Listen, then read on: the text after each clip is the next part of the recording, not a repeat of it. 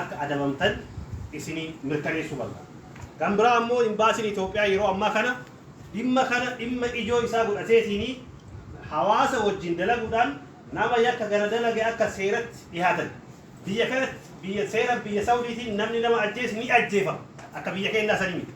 Kanaafuu yakka kanaaf waan saaxilamtaniif keessattuu ammoo namni amma achillee yakka kana hojjanna jettaniitiin yaaddan of eeggannoo akka gootan. Namoonni ammoo namoota waan kana dalagan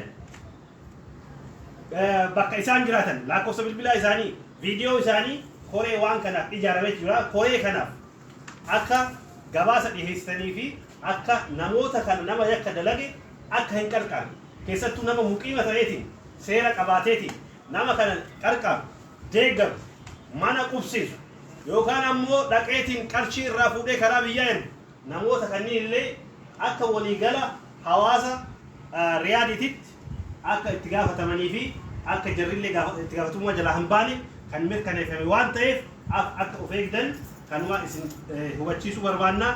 Yakki kun nurraa haa dhaabbatu. Namoonni yakka dalagan akka seeratti dhiyaatan abdii qabna. Insha Allah ni adabamu.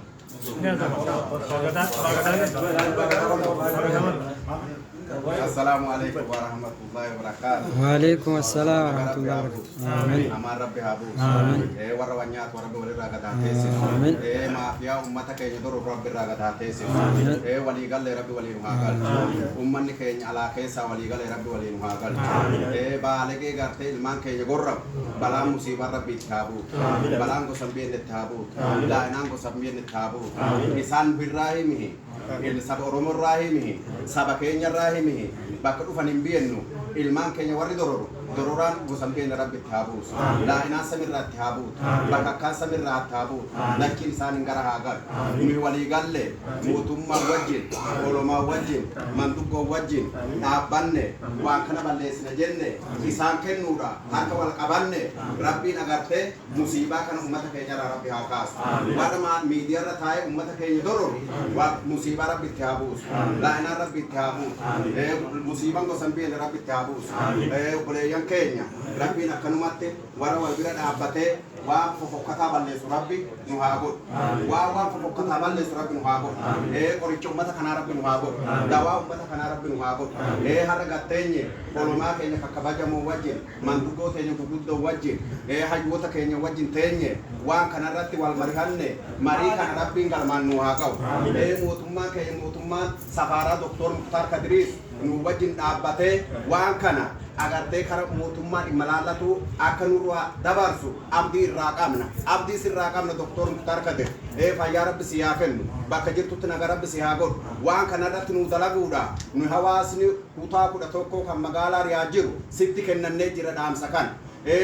Maafiyaa gaara kee taa'ee beelahaa dheebataa dororu. Nuyi kun Oromoo kutaa 11 olomarraa manduggorraa hayyurraa qeerrorraa walii galle atillee nu wajjin dhaabbattee waan kana dhimma laallatutti akka nurraa dabarsitu dhaamsa sumaanan dabarfadha. Assalaamu alaikum warahmatullahi. Ni rakkoon xiinsammuudha psychological problem ijoolleen qabdu ni jirti. Eegaa jedhee boodas qoricha sammuu adda addaatiif saaxilamuun ni jira. Akka dhuunfatitti namoonni sammuu isaanii jeeqamanii jiran kan yakka akkanaa hojjetaa jiran beeki wanti Oromoon fi Itoophiyaan gosa diin kana keessa dabre. Collective psychosis keessa waan nama galchuu wal maraatuu waloo manni biyyattii guutuu sadarkaa maraatuu keessa galuu danda'a ture. Rakkoon kun ni jira. Tokko kana lammaffaa kanarra dabaltee atakaaroo wal morkii dhuunfaa kan social media irratti social media kun faayidaa qabu miidhaas qaba. Yoo if martee if qabdee deemuu dandeesse malee yoo if gadhiifte yoo laaltan ijoolleen kun waggaa laayivii wal miidhan lubbuu namaatu itti fakkaatu computer game itti fakkaata. Fakkeenya tokkoon isin kenna lolli drooniidhaa kun amma namni dur waggaa ol lolu kilaashii isaa ta'u girnoo qabatee wal harkaatti yookiin immoo uleenis yoo taate dur irraa kaasee wal harkaa waan wal dha'uuf anis niin du'a jaa nama duus ni harka waliin hafuudhaa jira. Waliin hawuu sodaachuunis dhiiga sodaachuunis ni jira. Wanni drooniin tun fidde maali? Fagoo teesseeti nama dhooyita. Nama dhawusa biran geessu atillee hin dhayamtu. So what this drone warfare did? Emotionidha keessaa baase. bikka takka ruumii diroonii tokko dhaqee ilaaleen ture biyyoititti. Ijoolleen achi keessa jiru ijoollee xiqqoo ijoollee amma 20 keessaa tana hoggaa lolarra diroonii dhukaasan akka nama geema kompiitaraa taphatutti if ilaalanii jechuudha. Akka nama ajjeesanitti osoo hin ta'in akka nama geema kompiitaraa taphatutti ilaalanii jechuudha. So social media kanarratti ijoolleen jirtu tuni wal morkiif wal dorgommiin isaan qaban kun akka waan nama ajjeesanitti osoo hin ta'in akka waan geema taphatanitti warri fudhatanillee akka jiran hubachuun barbaachisaadha. Kanaan wal qabatee keessattuu hedduu kasi aarsu ijoolleen biyya lixaa jirtu. Ijoolleen umriidhaan tutturte. Ijoolleen amma 25 gadii tana dhiisuu fi dandeenya. Ijoolleen daaddaa teenyaa warri biyya Awurooppaa jiran biyya Ameerikaa jiran kan cufa luqumsan isaanoo maaliif waan kana keessatti hirmaatan hoggaa laallu bololaaf wal dorgommii dhuunfaa qotaa Jamaaliif Khadiir dhuunfaadhaan godhan gara sooshaal miidiyaatti fidan abaluu laayikii akkamina jaalerraa wallola dubara irratti qabanirraa fuudhaniiti guuza baafatan guuza kana isaa baafatan gosaa fi gandatti galfatanii jechuudha. Barbaachisaa tanan maqaa isiniif hin daa qoradheetiin jira amma ijoolleen diyaasporaa ture maalirraa kaatee dubbiin ture isarraa akka kaatanii beektan dhimma dhuunfaa xiqqaa tokkorraa kaatee babal'ataa dhuftee jechuudha. So rakkoon biraa ka agarru gama dhuunfaatiin isa kana gara namoonni dhuunfaa keessa jiran wanni kun babal'ataa hoggaa deemu shirri siyaasaas keessa dhufee jira. Kana bal'inaan gara fuulduraas kan hin dhiyeessu ta'a. Kunis maali yeroo paatarniidhaan laale fakkeenyaaf achuulee nama tokkotu alartiitti na godhe qorate yeroo walajjeechaan tun dhuftu hundi san dura guyyaa tokko lama oowwa siyaasaatii Itoophiyaa keessa jiraata. Yeroo oowwii siyaasaadhaa keessattuu dhiibbaa mootummaa irratti fidu. Dhimma Wallaggaa ta'uu dandeessi, dhimma Finfinnee ta'uu dandeessi, dhimma qaala'insa jireenyaa ta'uu dandeessi. Hoggaa wanni tokko mootummaa irra dhiibbaa geessisuu eegalu wanti dhufee dhu'a. Asirratti wanti godhamu kun jechuudha. Amma kan eeggataa kun faan is very very suspicious. Yoo agartan paatarniin ajjechaawwan amma duraa kun dura ololaan walitti dhaadachuun godhameeti ajjechaatti deemamaa ture. Kan eeggataa kun sadan osoo itti namni hedduun ofirraan beekin osoo sirriitti hin beeksifameen godhamee jechuudha. Maaliif dhimma amma deemaa jiru kana jijjiiruudhaaf akka ta'e wanni siyaasaas ni agarra. Sankoo osoo hin ta'in qorannaa maafiyaa 220 godhe keessatti xiqqoo tokko isinii tuqaatiin ture. Warra tikaa mootummaa ta'an keessaa kaa yeroo adda addaatti biyyoota Arabaa kanatti deddeebi'aa turantu jira. Takka sababni irra utaalee maafiyaa daldala daddabarsa nama Oromiyaa irraa kaasee hanga Saawudii akkasumas baadiyyaa biyya Saawudii keessatti alkoolii fi diraga adda addaa qopheessuudhaan biyya san keessa raabsan maafiyaa humna ciccimaa qabu hidhatee jira akkuma isin beektan. Maafiyaan kunis shoora keessaa qaba jechuudha. Maafiyaan tun immoo tiga biyya wajjin qabdi. Baay'ee maafiyoota kana keessa warra amma isin agarre sooshaal miidiyaa irratti mul'anne ka dur dahannatii wayyaanidhaa turan. Ka dahannatii Yaman turan. Ka dahannatii Soomalee turan. Ka dahannatii Eertiraa turan. Ka dahannatii Bilisiginaa turan daldala kana keessatti hirmaachaa jiran. Biizinasa guddaadha wanni kun.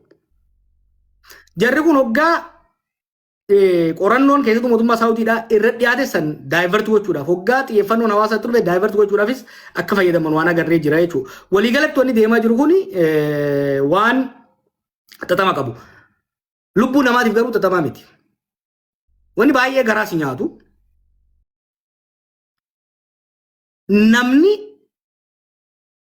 ooyiruu qindii takkaa osoo qabaatee irra qotachuu danda'e. Bishaan hamaas isin beektan irra cehee ibidda biyya Arabaa san keessa hin dhaqu. Osoo ooyiruu qindii takka qabaate. Amma tokko waan nyaatu ijoolleen tuni hedduun isaanii ijoollee baratte.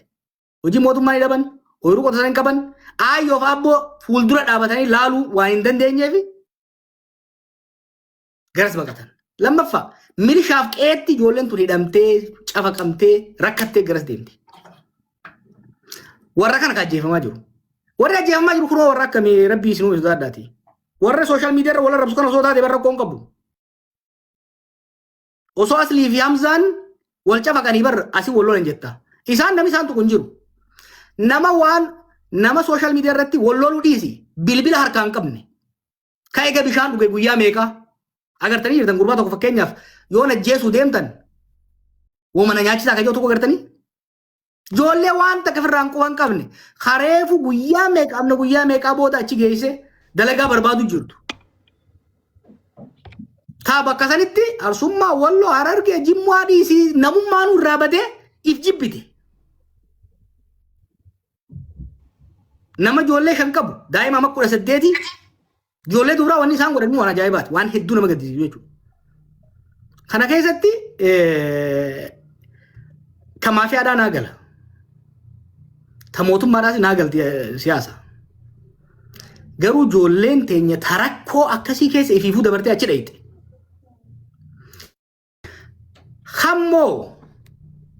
Kammoo Liibiyaadhaan kutee Ijiptiin kutee namni meeqa biraa du'ee gargaarsa rabbiitiin Awurooppaa fi Ameerikaa ga'e.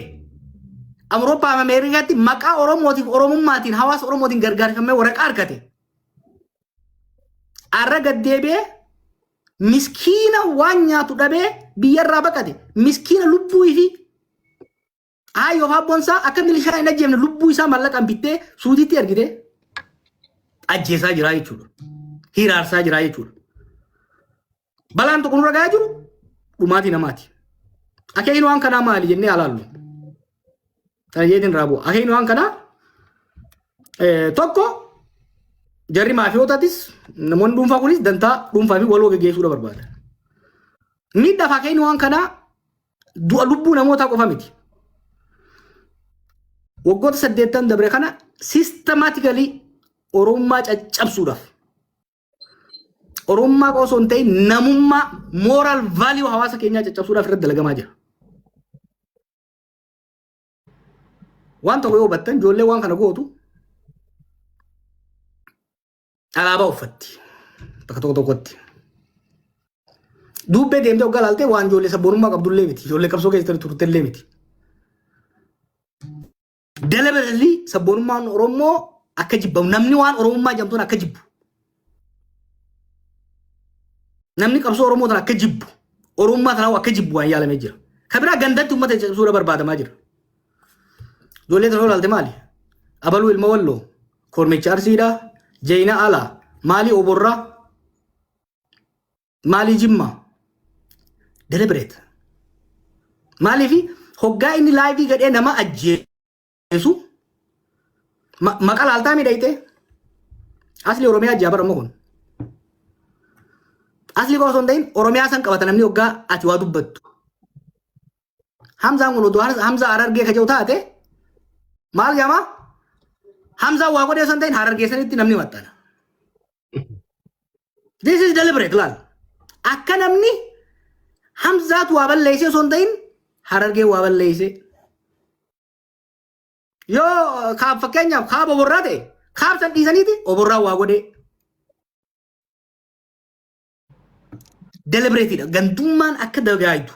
Beeki amma afurii mi kaasoo warra gurguddaa Oromoo keessa afurii bara amma lola kana keessa akka agarru jira Harargeeti, Arsiidhaa, Jimmaa fi Wallo. Sanboota Wallo tana hoo garam fidan. Artummatti sii fidanii maaliif sii fidan Harargee tanaas alaa fi jaarsoo gas sii fidan Arsii tanaas yebaaleelii siin jaas dhufe. This is deliberate. Waan nama gaddisiisu bira tokko isinitti himu waan nama qaaneessu keessa ijoolleen amma qorranne keessa hedduun aanaa lamarraa dhufti. Arsii aanaa sirkaati. Isa madada qeerro sheeriyaa dingalchi baabaa sheeriyaa dingalchi qeerro itti fufe. Waan hedduu gaddisiisee mataan nyaatu tokko keessan si hima. Ijoolleen amma kalee fi hagaan gammaa agartuun hedduun takka ijoollee sirkaati arsii ba'a. Hedduun biraa immoo attummaa furseeti Walloo keessa. Aanaaleen lamaan tuni azaaba keessa jirti har'a biyya san keessatti. Sirka waggoota 5 dabre kanaaf ilmi namaa guyyarraa dhuma, guyyarraa ajjeefama, manneen hidhaa guutanii manneen barnoonni jiru namni mana barnoota keessatti hidhaa jira. Guddaan isaanii shayinii isaanii hin hafne namni hin jiru.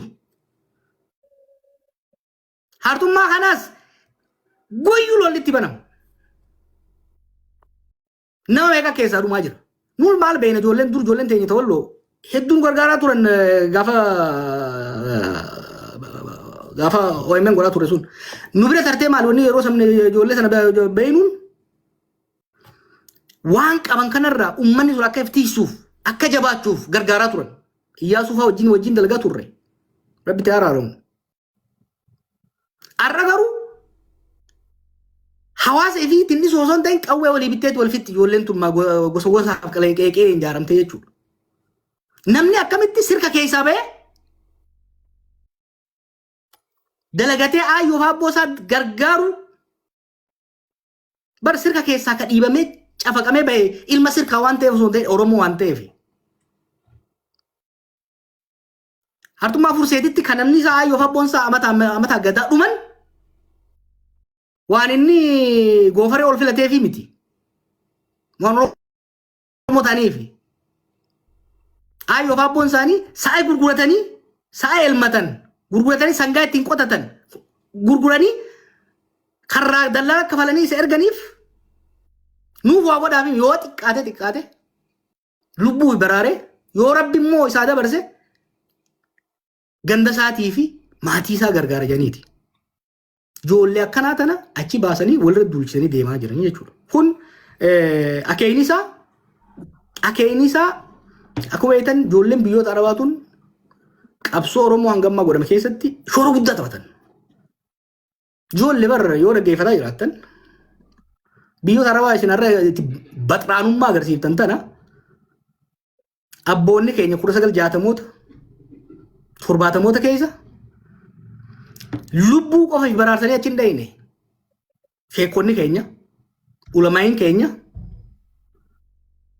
qabsootiin isan achi galanii hoggaa achitti qooyyaayan walirra dhaabataniiti akka mansalaalaatti ka Jabuutii taa'u Yamanis ceesa ka Yaman taa'u isarra galtee nama tokkoon mana tokko keessa nam 30-40 galaa turan gaafa dhawra Torontoo jiru. Warri akka Sheemmara Shaaffaan sheekonni Baalee sheekonni Walloo kuni qabsoo bilisummaa Oromoo har'a namuu itti abbaa ta'uudhaaf deemu kana sheekota kana waan isaan godhan osoo ifi nyaatin kadhachaa wal jaalachaa osoo wal hin beekin akka isin barqubeedhaan barattaniiti faaruu Oromiyaadhaa faarfattaniiti bilisummaa isaan fidan jijjiirama isaan fidan keessatti as dhuftan. Har'a garuu wanni kana gootaniif waan hedduu nama gaddisiisu jechuudha. Kan ammoo warri godhu warra dhiifama walii dabarru miti. Warri waan kana godhaa jiru mootummaa keessaa kottu dhuunfaadhaan kottu falli isaa maali ka jiru boodaan itti deebi'a. Full force deemaa jirra. Akkuma agartan kana iyyaa jira gariin. Ka biyya faranjii jirus qoosaatti hin fudhatina. Yakki laayivii bahanii nama jeesan kun yakka shororkeessummaadhaati. It's an extreme brutality. Namni German taa'e, English taa'e, Canada taa'e, America taa'e waan kana keessatti hirmaatu biyya ifiitiif farra. Kana warri community illee of eeggannoo godha. Biyyoota lixaa keessatti ilaalcha farra baqataa anti-immigrant sentiment bal'aa dhufaa jira. Faranjiin sababa barbaadu jirtu walitti qabdee bikka irraa dhufsanis hin gannaquudhaaf. Gaafa amalli kun keessaa mul'ataa dhufe yoolaaf excuse. Osoo hawaasa keenya hunda walitti qabanii argin baalagee akkanaa kana takka takkaan adda baafnee poolisa biyyoota jiranii wajjin wal taane immigreeshin biyyoota ta'anii jiranii wajjin wal taane gadi guurra. Lammiidhaate lammummaa Jarmaniin qaba lammummaa Kaanaadaan qaba homaan ta'u you will see.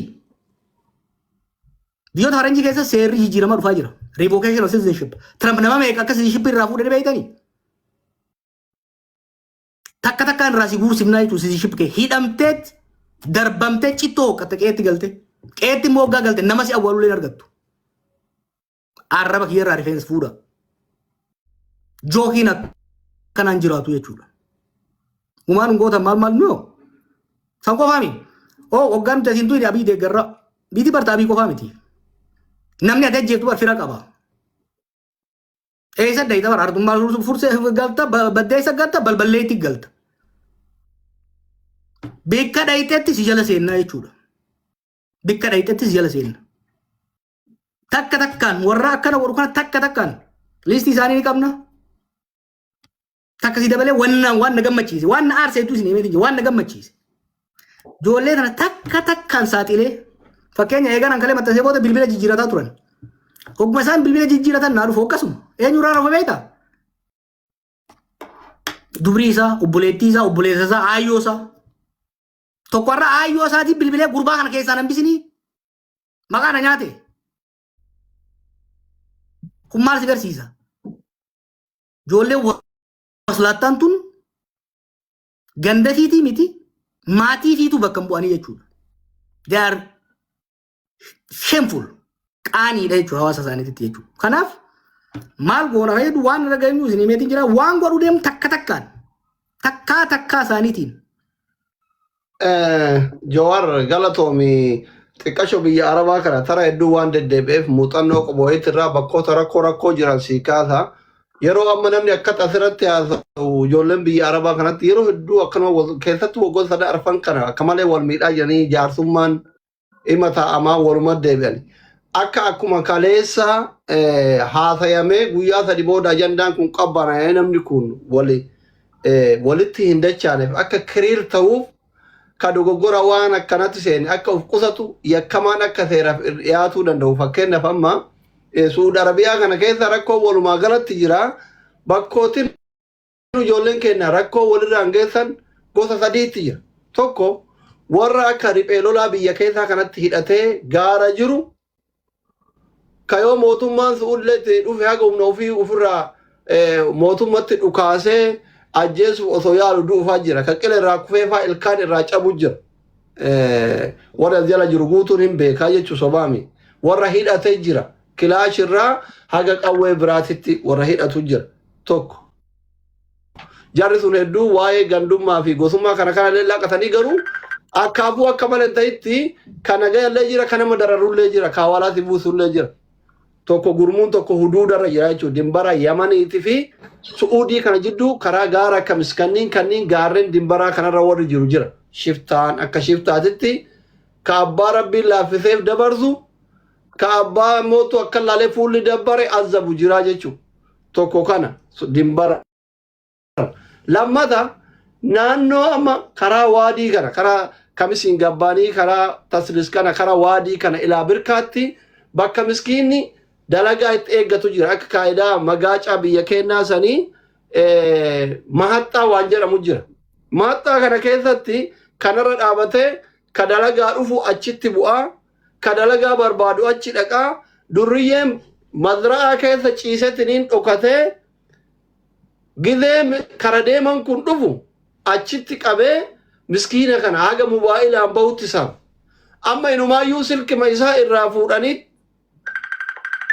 silkima isaatiin laayivii dabarsaa nama tumuu ajjeesuu dararuu eegala. Inni shiftaan lammaffaa shiftaan kun waan shugguxii xixiqqoo fi saanjaa qaba. Warri maaxxarraa kunniin waadii dawaasir kamisirraa gadi waadii dawaasirraa haga birkaatti warri jiru kun warra saanja fi haga shugguxii xixiqqootti qabu. Warri guyyaa rafaa oolee halkan yoo fedhe bakka miskiinni dalagatutti dhaqee akka biyyatti shiftaan nama godhu kanatti miskiina guyyaa re'ee jala deemaa oole kana irribaa kaasee ruuza bilcheessisi. Waan inni fudhate saama. Mubaayila mallaqa irraa fudhatee fattashee nyaata goosiifatee tumee biraa deema. Inni sadaffaan mootu warra mana taa'ee mukayyafa jala taa'ee bakka dalagaa isaa taa'ee warra eebaluu qabaa fida. Fakkeenyaaf amma anaaf Hamzaa yoo wallollee deeggaraa kiyya fakkaatee yookiin deeggaraa Hamzaa fakkaatee Hamzaa keenya tuqee qabii fidi aslii keenya tuqee qabii fidi yookiin arsii arrabsee warra eebaluu qabii fidi warra eebaluu arrabsee warra eebaluu qabii fidi jedhee warra iyyeetiin lafa balleessee miskiina wal tumsiisu. Gochoonni suukaneessan yakki suukaneessan kun gocha kana karaa kana sadiin raawwatamu. Wantoonni sadiin kun akkamitti step by stepin tarkaanfiin irratti fudhatamuu danda'ama. Fudhachuu hin danda'ama. Waan kanatti ibsa godhime. Ayyee galatoome laal maddi furmaanni waan kanaa isin harka jira ummata keenya harka. Ummata biyya Suudii jirtanii fi ummata Oromiyaa jirtan. Ijoolleen waan kana godhan kun hedduun isaanii warra seera ala takka bosona jiru takka bakka adda addaa jiru. Gariin seera ni qaban. Gaafa isaan waan akkanaa godhan bakka isaan jiraatanii fi bilbiluma isaanii qofa naa ergaa. Naggurra qabsiisee guursisa. Walii gallee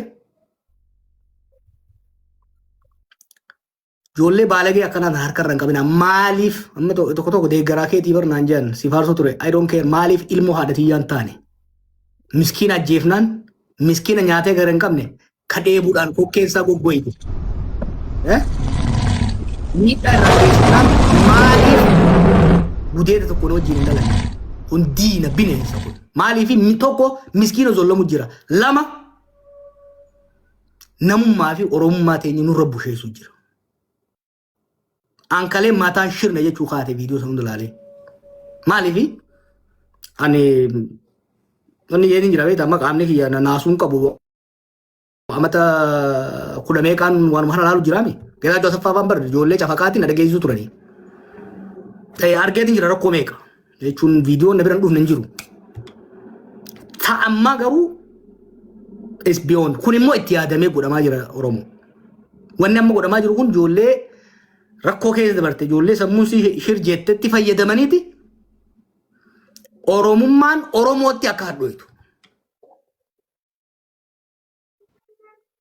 Akkuma gartan alaabaa fa'aa fannifataniiti. Alaabaa fa'aa fannifataniiti. Bishaan isaan irra caalii dhufan gaana bar jaarraa abbaa gadaa fa'aan achi hafuu osoo danda'an bishaan san irra osoo deeman bubbeen fuutee harka Somaalee isaan buufte. Ifiifi miti. Jaarraan ilma fiudaala guddaati yeroo sana qobeetanitti nama sadoof kanan jiraachuu danda'u. Biyya Arabaa isaan itti taphataniitti namni mana godhan kana isiniif jecha waan kana godhe san abboonni keenya jaaran san akka namni jibbu. Namni gosummaa isaa sabummaa isaa namummaa isaa akka jibbu irratti dalagamu jira. Kan akkamitti irraa aanna kayyatteef furmaanni tokko warri biyya Arabaa jirtan ijoollee akkanaa ni beektan nama hin beeku biyya san. Maqaan maatiyyattu kana qabachuu na dhiba. Tokko naannoo isaan jiran san nu ergaa. Hoggaa isaan waan san godhan keessattuu gaafa isaan laayivii dhufan. Lama bilbila isaanii nu ergaa. Maaliifin tokko laafaadha bara amma warra biyyoota Arabaa kanaan walitti haasa'anii si dhabamsiisuun laafaadha. Baay'ee ijoolleen bosona keessa jirtanii xiqqoo qawwee qabanneeti uumaan taanu jettan kun akka dur makiinaan isin ari'an. Na dhageessanii gurra sirriin dhageeffadha. Akka dur makiinaan isin ari'an. Gaafa asliin faan achi dhaqan makiinaan ari'uu danda'an ta'a. Amma duroomidhaan dhukkee isin irraa kaasan. Ammaa wanni gaafachaa isin ture isaan keessaa ammaa tokko wanni harka irra qabanii maali beektaa?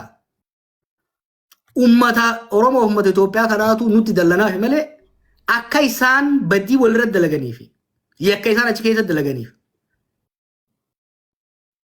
Bara mani qaanonni amma warruma suudii ka amma dura ijoollee waa itti murtaa'e mana hidhaa jirtu nu baasaa nu jala ajjeesinaa innee kadhataa turre saniini amma immoo wanjalanyaan nurraa qabaa jechaa jirra. Bara waan hin taane nu dhufee jiran. Can you imagine this? Waggaa meeqonni jechaa ni turre. Yaaboo ofii godhaa fi namoota nu jalaan ajjeesinaa jechaa kadhachaa turre. Yaaboo maal jechaa ni jirra. Aboo jarri keenya kachi dhaqasuun wal ajjeesaa jira wanjala warra hojjetaa jira. Nu adabaa jechaa ni jirra. Barkaalee sitti himnee jarri kee diraga dalagaa. Jarri wal ajjeesaa lammii keenya ajjeesaa. Biyya teenya balleessaa jiran nu jechaa jiran. Akamta akka kanuma qaanessu eegaa rabbii jaati. Kanaaf tokko isin warri alaa jirtan biyya san jirtan bilbila isaanii bakka isaan galan qe'ee isaanii mana isaan galan ni beekan Oromooti yeesidu ni beekan namni tokko kophaa jiraachuu hin danda'u biyya tam keessattuu waliin jiraattan. Gaddaafaan akkasinitti hin dhufne. Gaafa namni fagoo tokkomee isin bira dhufan nama mana san jiru hunda guuranii deemanii beeka. Yoommoo ifirraa himtan tokko furmaata kan warri biyyaa hoo ijoollee deemtona gorfadhaa. Ijoollee deemtona gorfadhaa. Yoo isaan baditti galan gosa tiyya qeetiyya dubrii kiyya ilma kiyya jeenaatiin nutti hima qaama dhimma ilaallatu wajjin adaba qabsiifna jechuudha. Kanumaan jaa namoonni biraa dubbatanii manguddoo fi sheekotaas argaman hin jiruuf. Okay. Galatooma ulfaadhaa ijoolleen karaa keessaa qunnamuu barbaade qeerroo jajjabee fa'aa silkii argachuu hin dandeenye ijoolleen dhalootan walloo ta'e dhimmi irraa dubbataa jirru dhimmuma waloo matii dhimmuma oromummaati akka carraammoo namni akka daawwititti keessatti uf laaluu barbaada taraa ammaa kana akka tiktok meediyaa irratti argaa jirrutti akka waan kutaa lamaan kanarraa namni miidhameeti ijoolleen walloo yoo as jala jiraattan lakkoofsa tokko kataba qeerroo jajjabe faa warri namni moodiitarallee nama beektan yoo jiraatan ustaaz donni kennallee nama beektan yoo argitan maqaa nu eeraa hin galchina carraa namoo guddarraa eegalla ka sheerriyaadiif kennina hangafa yookiin sheekonni walii kenna akkasii aljaloo jiraatan ijoolleen kenna ka wallo lakkoofsa tokko barreessaa yookiin immoo inboxii naa godha galatooma. Warrumana dura dhufe kenna asli laa gudda jettanii jala haqan dabsinaati rakkinni jiru inshallah haqa dabdeefu. Isinuma lamaan isinumaa walii kenna isin jidduun seenu. Abu Samraddiin. Ulfaadha baba abshar. Fufa. Ali wallooti fi qeerroo jajjabeen yoo jiraatan yookiin namoonni birallee yoo jiraatan lakkoofsa tokko barreessaa ijoollee wallo. جزاكم الله دكتور نور الدين سليل قالشا أسلمي نقالشا قالتوما جدا السلام عليكم ورحمة الله وبركاته هندي كيسانو كيسان المسابة دائما أبا من قدو فيها وتا هند ربي سيقول إجوار بقى ربي سيجرات سيات لانسي جاي بوي باي ما ربي بقى سيدبر سيارة دورسيت سكنتات لا كان قبي السودان galatooma isiniin jedha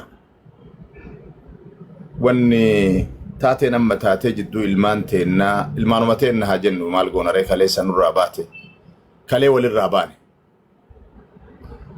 yeroo dheeraa asirratti akka garagaraatiin dubbataa turre akka garagaraatiin illee haasa'aa turre yoo xiqqoo furmaata argate jennu dabree dhufe waan isin ibsitan caalaa wanni an ibsin jiru badiin godhamaaru badiin jiru garuma furmaataatitti deebanii furmaanni kun eessaan argamaa gara furmaataatitti deebuu qofa an akka kiyyatti wanni jedhu tana dura jaarsumaallee dubbanneerra tana dura gama amma silaa keessaa namni miidhame jedhan gama ilmaan teenna arsiitiif gama ilmaan teenna walloo jidduullee teennee ittillee milkoofnee salphannee illee biraa kaaneerra akka sheekkotiitillee walii kenninee ate baluun fidi jennee odoo aziraate aboo yaahiyaan silaa hin jira asliin nu bira jira hanga taate tokko ofi jibbaannee halkan dheeraa bulleerra tana durallee ammallee deebee wanni kun deebe wamataa nu dhabe gaafas keessaanis walga'ii qabannee manguddoota biyya san keessa jiraniif sheekkolee waliinillee garee ijaarree sheekkolee fi manguddoota biyya san jiranii wallollee namni ijoollee tana ummatatti gadi dhiise isinii mootummatti iyyachoo diddanii usuu mootummatti iyyattanii silaa bakka tokko geessaa jennaan namni tokko namuma sheekaa keessaa jaarsallee sheekallee ijoollee tana dabarsinee kennuu qabna jennaan nama san marsan bariisaasa eentu marsi oromoo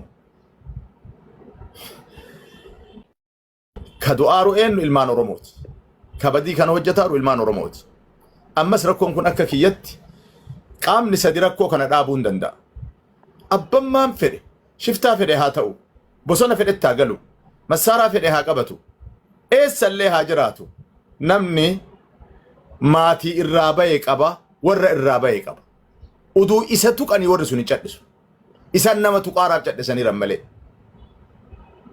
adda akkuma ilmaan miskiinaa tuqaaran kana odoo namoota biroo tuqanii jiraatanii haatinii abbaan isaanii nagaan biyya san keessatti hin jiraatan namni waliin dhiisu deemee hin beektan ummanni keenya ka oromoo irra baay'inaan seera caalaa gosaan bulaa tureera gosaan bulallee gosaan wal kabajaa tureerallee wanna kanaan walii kaanaan cinni kun ammoo cita badaa ta'aa deemte wanni sun siyaasa of keessaa qabaatte ergama biraa of keessaa qabaatte kana hunda ijoollemmaan haada kuttee maraatte waan nama dhibu yeroo awwalaa wanni kun taate dunnuu taate jenne yeroo lammataa ijoolleman maraatte jenne sadaffaan ammoo waan biraati takka nyaachoon akka lama nyaachoon akka gooruu muluu na jalaa fixe itti na argaa jedhe jedhan goowwaan bineessaa hoolaa waan qabu muluu inni fixee jennaan yeroo takka dogongoruun hin jira yeroo takka eenyu jechuun hin jira amman karama gabaabatti ilmaan tana tasirreessuu danda'u abboota isaaniiti isa lammaffaa obboleeyyan keenya akkuma reef obboleessi keenya Jawaar jedhan biyya Saawudii kana keessatti imaaraa tokkorra yoo xiqqaate ajnabii nama 40-50 gala kophaa ofii galee hin danda'u eessatti illee quba wal qabaata namni quba wal hin qabne hin jiru dhugama oromummaa yoo garaa isa nyaate namummaa yoo garaa isa nyaate ilmi namaa akkamitti ilma namaatitti jaba. Qeerroyee aliin dhufee jira galchi. Ali lakkoofsa takka takka kada. Ali walloo nama jedhu galchi qeerroyee. Dubbadhaa ustaas. Waan Haqiiqa gabaabsaa walii kennama. yoo qaraanu gurra qabanna yoo qaraasifnu afaan qabanna saalfanneeti. Banii luuxii banii akkanaa jenneeti. Ilmaan nurraa baatirraa ammoo waan akkasii fidanii miidiyaa gubbatti. Waan banii luuxii caalu bakka sayyoo barbaree kaan waan banii luuxii caalu ummata afotti yoo muka keessa kaansanuu miidiyaa irratti fidanii mee haa ta'u badii godhanimi maraatanimi namummaa baanimi namni waan hun godhu jedhanimi miidiyaa irra fiduun kun maal akka ta'e na dhibina. Bu'aa inni argamu wama asirraa argatamu. Ka'ammoo walumaa galatti hawaasnummaan Oromoo kun nagaan argatiniif badin guddaa wanni guddaa way duubaan hojjetameeru kan na dhibana. Garuu wallahu alam sanuman naa mudhata duuba sanin miidiyaa irra fidanii as mudhisuun. Gaaf tokko itti seenee mucaa wayii ka miidhaaran waggaa lamaadhaan moo sadii adhaan fakkaata. Gitti maal ergadhe hayyee jabaatee eega kana goote. Haluu baasaatti ishii bareeda jedheen nama gosallee maqaan dhawu.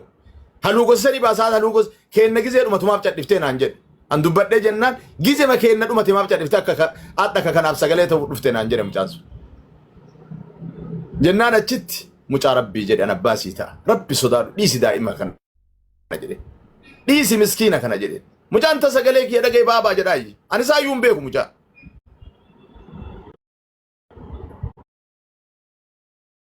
Mee dhiisi maaf ishi miidiyaa marraas maaf fiddee jedhee ni bara. Nama 7,000 kana boochisu miidiyaa irra maaf fiddee jedhee. Achi booda hagatti isa mudhisanii garaa namaa gubanii akka hin fayyine nogee nu biraa lixanii wallahi hamma guyyaa 7 dhibame yoosa. Ilma namaa yoo akkana godhan baay'ee tokko nama dhukkuba. Kanaaf furmaan ni jira jedhee ka yaadu an akka kiyyatti achuma jira Saa'udiima jira dargaggeessuma achi jiru san bira jira. Lammaffaa abbootaa fi sheekoleen Saa'udii keessatti aangoo namni tokko hin qabne qaban. Maali jennaan jaaliyaa jira. Jaaliyaan mootummaadhaan hoogganama. Rakkoon kun ammoo waan shari'aan islaamaa illee jibba. Ammoo waan garaa nama Idris qeerroo jajjabee alii keessaa nama argite koomentii yaadni galchi qeerrooyee ustaaza gaggabaabsa. Abshira. Biyya Saa'udii keessatti rakkoon akkanaa galuun baay'ee waan nama ganda quraan rabbii keessa bu'e keessatti ijoolleen islaamummaa himattu akka amantaatiif akka sabaatitti illee nama ta'uun saalfachiisaatti. Kanaaf inshaallah isa tokko abbootiin amantaatii fi qeerroon Saa'udii jirtan akkasuma manguddoonni achi jirtan ijoollee tana dabarsitanii akka seera biyyattii saniitiif kennitan abboonniiniif haawwanni ijoollee tanaa ijoollee teessan tana karaa qabachuu dandeettaniin akka namarraa qabattan tanuma dhaamaa isin galatooma ulfaadha wanni kun itti fufee qacceen isaa barana nurraa cituu qaba isiniin jedha nama hedduu dubbata akka dhufeeni nan buuqanii asumarratti isinirraa dhaaba wassalaamu alaikum warahmatullahi Baaba galatooma ulfaadha. Namoonni as jala jirtan namni 90 as jirtan ijoolleen kenna kawalloo qeerroo jajjabee alii walloo Idris mucaa walaleessaa kawalloo san namoonni asin hin beekne illee as jala jiraatan lakkoofsa tokko barreessa qeerroo yeenaa galchi galatooma ulfaadha jechuudhumaa fi hundarraa dhimmichi dhimma sireesidha. Wanti kun waan haadhaaf abbaan qofti nama biyyaa baheetiin qawwee bitate albee bitateetiin nama saamu waan abbaan qofti dhaabuu dandeettu miti irra hedduu waan kanarratti ka dhaabsisuu danda'u wanni ustaazotaa fi jawar quban qabne ka dhugaan dhugaa agaan nama Su'uudii waggaa 10 ture yeroo hedduu deddeebi'eetti ifaan ifatti warri asirra jirtaniif as jala jirtanillee ka beekuu qabani irra hedduu yoo kutannoo murannoon jiraate warra muqiimati jiran. Warra muqiimni tokko durriyyee kanaa birrii erga. Lama isa biratti ijaazaa bu'an bakka boqonnaati. Gonni hattoota fi shifta warra waraqaa seeraa qabu. Jawaratillee waan kana asirratti wanni ati dhaga'uu qabdu gonni shiftaa kamiituu bakkeen isaan itti dhokatan mishigiin hattoota shiftoota warra waraqaa seeraa waraqaa jireenyaa biyya sanii qabu lammii Itoophiyaa Oromoo haa ta'u saba biraa. Namni akka gandaatiin birrii ka ergu nama waraqaa qabu mana ka kireessu nama waraqaa qabu. Namni waraqaa hin qabne gizee suuqarraa bishaan bitatu bishaan haayilaandii takka yeroo 100 mil'ataatiin bitata. Kanaaf yoo wanne kana isaan muqiima fi warri community keessa jiruu fi manguddoon biyya san jirtuu fi warri imbaasii irratti hojjetuu hin baane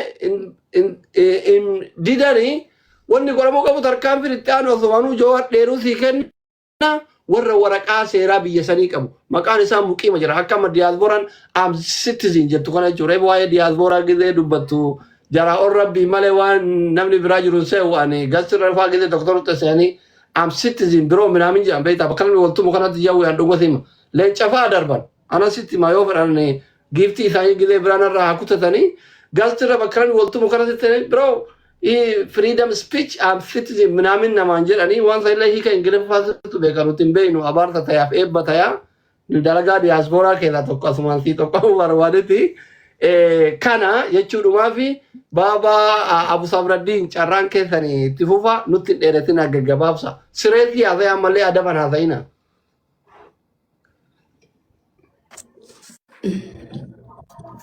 أذانات الليلة السلام عليكم ورحمة الله وبركاته حواس بللا أقسما وبلس خين جوار محمد دبلتي هم دي غيسانو بكجر تنت نغيني سمبرا هاجرات بيتشا قباب سيتو من كاسا وان أمان تنجولين تينيا بي أمباخي ستي ولرت هجتا جرتو خنا سينا أبوتين إساني غرتي خليسة